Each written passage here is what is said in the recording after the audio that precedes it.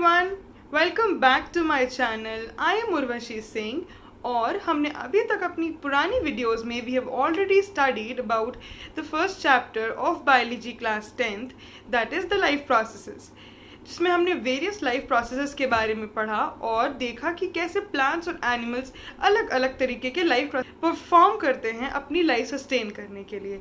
सो अगर हम next chapter की ओर बढ़ते हैं, that is the next chapter of class 10th biology, that is control and coordination, जिसमें हम पढ़ेंगे कैसे plants and animals both control and coordinate to the environment. So without any further ado, let's get started. So when we talk about control and coordination, what is the first thing that comes to us? The first thing that comes to us is what is a stimulus, और what is जिसके वजह से there is control and coordination or there is respond in both plants and animals. So stimulus is nothing but a change in the environment or surrounding of an organism जिस पे an organism respond करता है। For example हम ले सकते हैं stimulus is the weather, बाहर बहुत गर्मी है like in this season, so automatically our body respond and sweating start होती है। So या फिर बाहर बहुत ठंडी है, so our body starts shivering। तो ये स्टिमुलस क्या है? स्टिमुलस जो एक्सटर्नल चेंजेस है, जो इन्वायरमेंट में चेंजेस हो रहे हैं, दिस इज कॉल्ड स्टिमुलस। इस स्टिमुलस से जो बॉडी रिस्पॉन्ड करती है, that is the control and coordination of the body. So the change in the environment to which an organism reacts is called as stimulus. तो जो first thing is कि जो change environment में हो रहा है, एक ऑर्गेनिज्म के चारों तरफ जो चेंज हो रहा है, जिस पे वो ऑर्गेनिज्म रिएक्ट करेगा, वेदर इट इज प्लांट और एन एनिमल, जिस पे वो रिएक्ट करेगा, इस चेंज को हम क्या कहते हैं? Stimulus. The response of an organism towards the stimulus is generally through a movement. तो जो चेंज इन्वायरमेंट में हो रहा है, जो स्टिमुलस के अगेंस्ट, जो स्टिमुलस की वजह से जो भी हमारे ऑर्गेनिज्म रिएक्ट कर रहा है, जैसे भी, वो जनरली हम कंसिडर करते हैं is some kind of movement. For example, जैसे कि मैंने बताया कि बाहर बहुत ठंड है, तो और body start shivering, that is there is movement in it.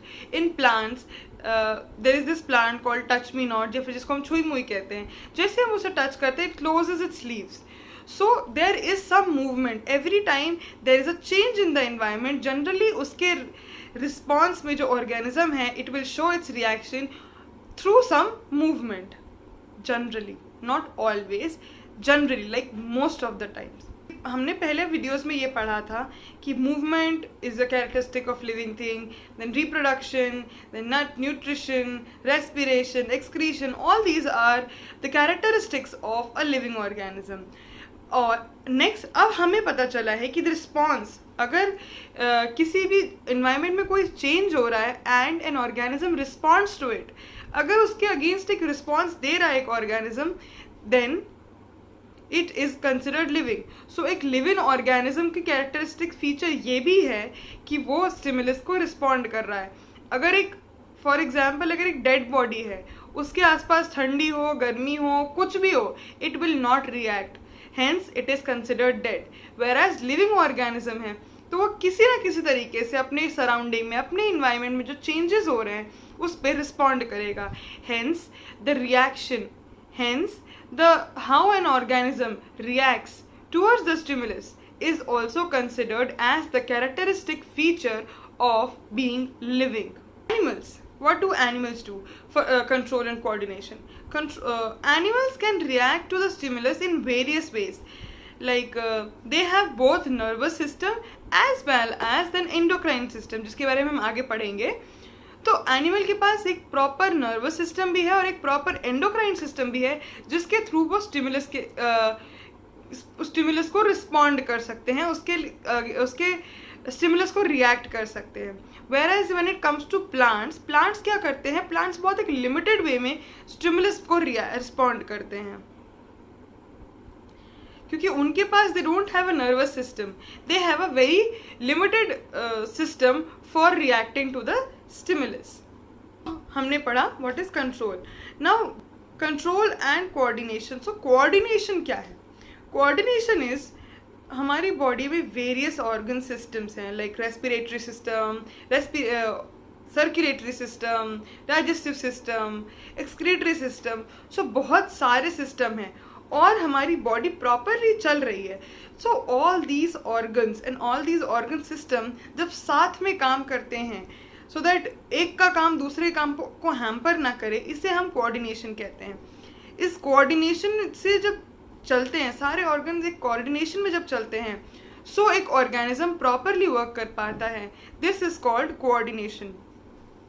सो हम कंट्रोल कर रहे हैं हमारी बॉडी को. कंट्रोल एक जैसे कंप्यूटर में सीपीयू होता है, वैसे हमारी बॉडी में कंट्रोल करना और कोऑर्डिनेशन से चलना, this is what is control and coordination.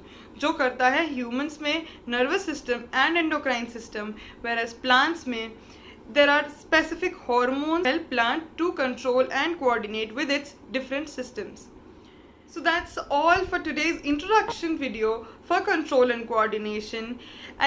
In further videos you will study about how plants control and coordinate and how animals control and coordinate, what are the various systems and what are the various responses.